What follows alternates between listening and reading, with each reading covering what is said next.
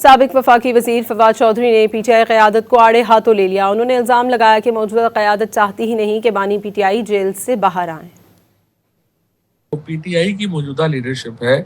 اس کی تمام تر جو انٹرسٹ ہے یا تمام تر اہمیت صرف اس دن تک ہے جب تک عمران خان جیل میں ہے اور پی ٹی آئی کی جو اصل لیڈرشپ ہے وہ جیل میں ہے یا وہ پارٹی سے باہر۔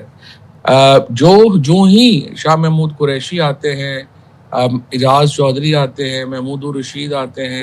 یہ سارے لوگ آتے ہیں تو یاسمین راشد آتی ہیں تو پارٹی کی لیڈرشپ شفٹ ہو جاتی ہے پھر اولڈ گارڈز کو،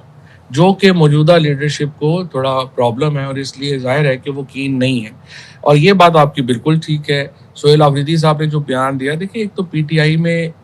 کچھ ڈسپلن یا وہ کوئی ہیرارکی تو ہے ہی نہیں، اس کی تمام تر جو انٹرسٹ ہے یا تمام تر اہمیت صرف اس دن تک ہے جب تک عمران خان جیل میں ہے اور پی ٹی آئی کی جو اصل لیڈرشپ ہے وہ جیل میں ہے یا وہ پارٹی سے باہر۔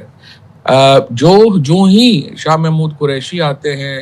اعجاز چودھری آتے ہیں، محمود الرشید آتے ہیں، یہ سارے لوگ آتے ہیں تو یاسمین راشد آتی ہیں تو پارٹی کی لیڈرشپ شفٹ ہو جاتی ہے پھر اولڈ گارڈز کو، جو کہ موجودہ لیڈرشپ کو تھوڑا پرابلم ہے اور اس لیے ظاہر ہے کہ وہ کین نہیں ہے۔ اور یہ بات آپ کی بالکل ٹھیک ہے۔ سہیل آفریدی صاحب نے جو بیان دیا، دیکھیں ایک تو پی ٹی آئی میں کچھ ڈسپلن یا وہ کوئی ہیرارکی تو ہے ہی نہیں،